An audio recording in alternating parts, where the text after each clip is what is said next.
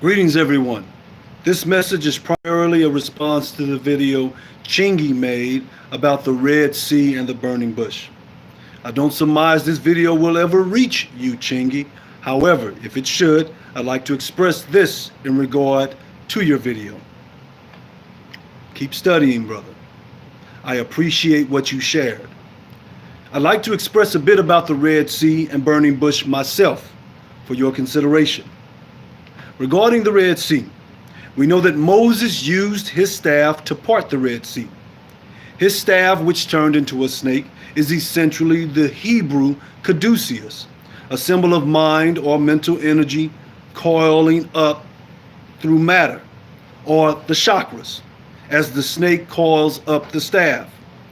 The Red Sea is simply indicative of the red or brown earth itself.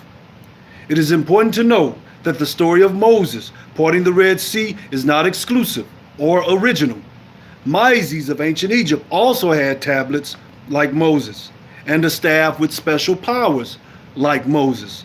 Also, Abaris was high priest of Roman god Apollo. Abaris was equipped with a bow and arrows with special powers like Moses' staff. Now, let's take a look at the burning bush. I find what Chingy said about the burning bush worthy of consideration. If I may, in what is referred to as Jewish numerology or Gnosticism, if you will, Moses is represented by the number 543. Now, listen to this. The numerology for God is the number 345. Moses' number 543 is the opposite or reverse of God's number 345. This is no coincidence, brothers and sisters. This means, very simply, that Moses is the opposite or reverse of God.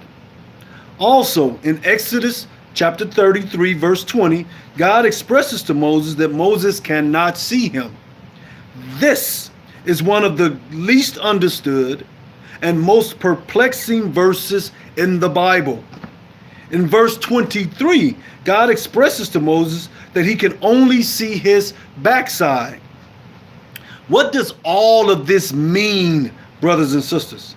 Moses, being the opposite or reverse of God, simply represents evolution. In other words, mind coming up through matter.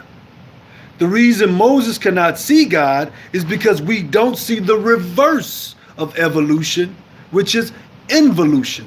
In other words, mind coming down into matter. Once human life is established on this earth plane, we can witness things evolving though. So this is why Moses can see God's backside, because again, God's backside or reverse is evolution, which Moses represents. I trust I have been clear. Now, let's address the burning bush itself. First, the earth may be seen as a sort of cosmic plant. This is because all green life on this planet needs the sun to grow. Therefore, the burning bush represents the earth, but in its fiery sun stage. I compel you to consider that the earth was once a sun until, after billions of years, it was transformed into a life-producing body. I might also add that the story of the phoenix, or Bennu bird, as the ancient Egyptians called it, is essentially a story of life consumed by fire, then rising from its own fire. Perhaps you will consider that the earth, being a former sun, is representative of this process.